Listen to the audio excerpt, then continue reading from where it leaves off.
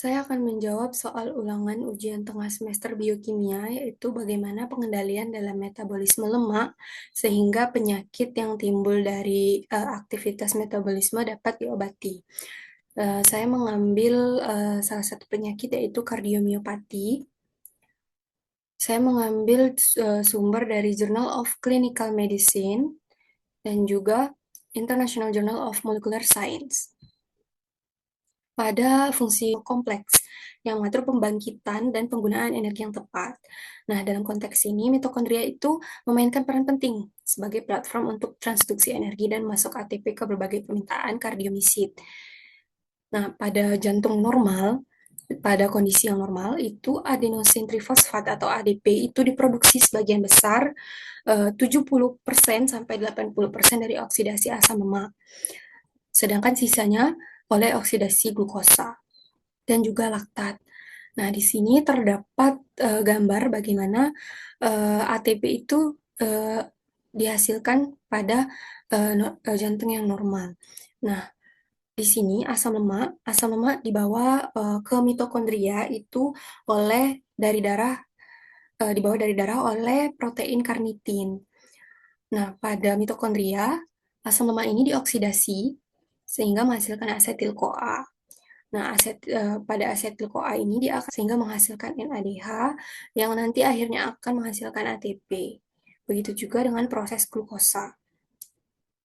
Nah, kekacauan dalam metabolisme oksidatif mitokondria itu dapat menyebabkan defisit energi dan juga stres oksidatif pada kardiomisit yang akhirnya akan memicu lingkaran setan yang mendorong penurunan fungsi jantung yang nantinya akan menyebabkan gagal jantung. Di sini terdapat bagaimana mekanisme transport elektron pada mitokondria.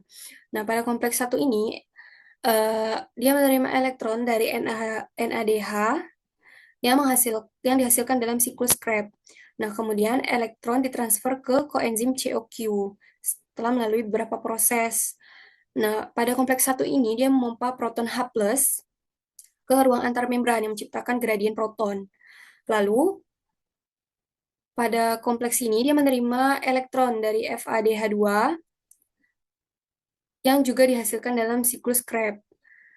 Nah, namun tidak sama seperti kompleks satu, dia tidak memompa proton. Nah, lalu FADH2 ini juga mentransfer elektron ke CoQ. Kemudian, koenzim CoQ ini membawa elektron dari kompleks satu dan kompleks 2 ke kompleks 3. CoQ berpindah di dalam membran dalam mitokondria untuk mentransfer elektron ke kompleks berikutnya. Kemudian, setelah CoQ tadi membawa elektron, dan dia mentransfernya ke sitokrom C. Nah, pada proses ini, dia juga memompa proton H+ ke ruang antar membran sehingga menambah gradien proton. Nah, sitokrom C ini adalah molekul protein kecil yang berada dalam ruang antar membran.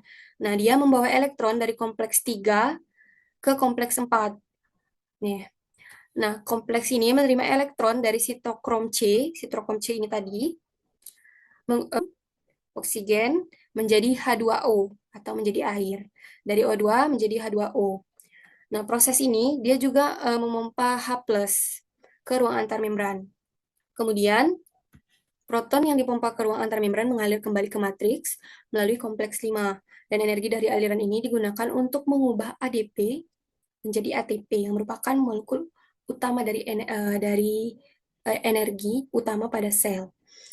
Nah, gangguan dari proses tadi itu dapat meremodeling jantung struktural. Jadi dia dapat mengubah struktur jantung yang mendalam seperti hipertrofi. Hipertrofi merupakan penebalan dinding jantung dan juga pelebaran sehingga kinerja jantung menurun dan terjadilah kardiomiopati dan lebih parahnya lagi akan terjadi gagal jantung. Untuk pengobatan kardiomiopati ini, langkah pertamanya adalah memaksakan perubahan gaya hidup. Nah, setelah diamati, selama berolahraga, itu resiko mengembangkan aritmia ventrikel itu meningkat.